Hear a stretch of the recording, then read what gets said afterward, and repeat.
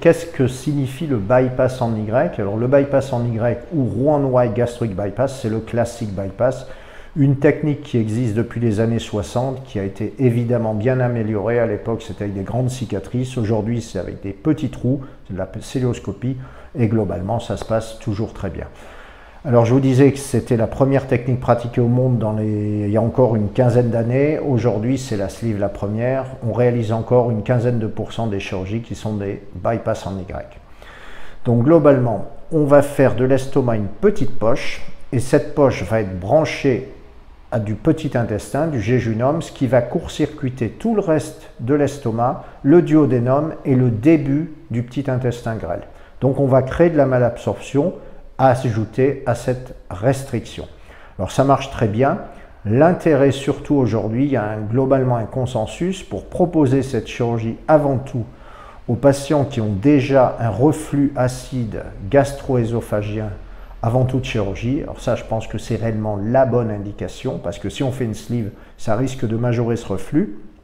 Ou alors, et on le fait de plus en plus, chez les patients qui ont été opérés d'une sleeve et qui ont un reflux acide sévère. Dans ce cas-là, c'est une intervention anti-reflux efficace.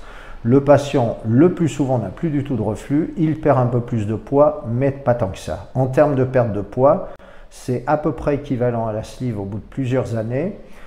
C'est inférieur au mini bypass ou à d'autres techniques comme ça.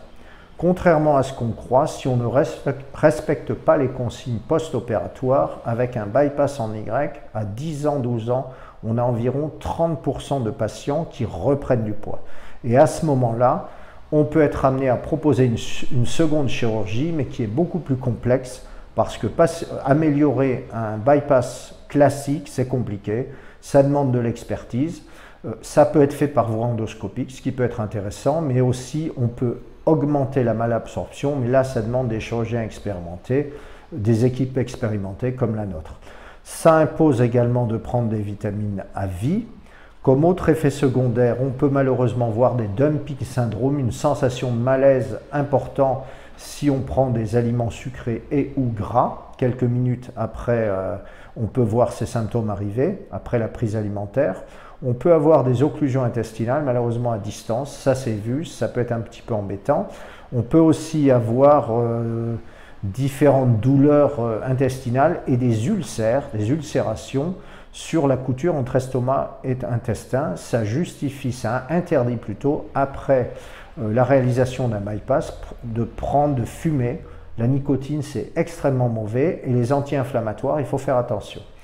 Le bilan avant cette chirurgie, c'est le même que celui de toutes les chirurgies bariatriques, une expertise nutritionnelle, psychologique, médicale, des bilans sanguins, etc. Si tout est compatible, on peut y aller.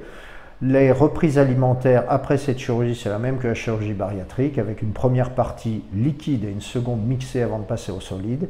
Et enfin, on devra prendre des vitamines sur le long terme. Voilà, je vous remercie.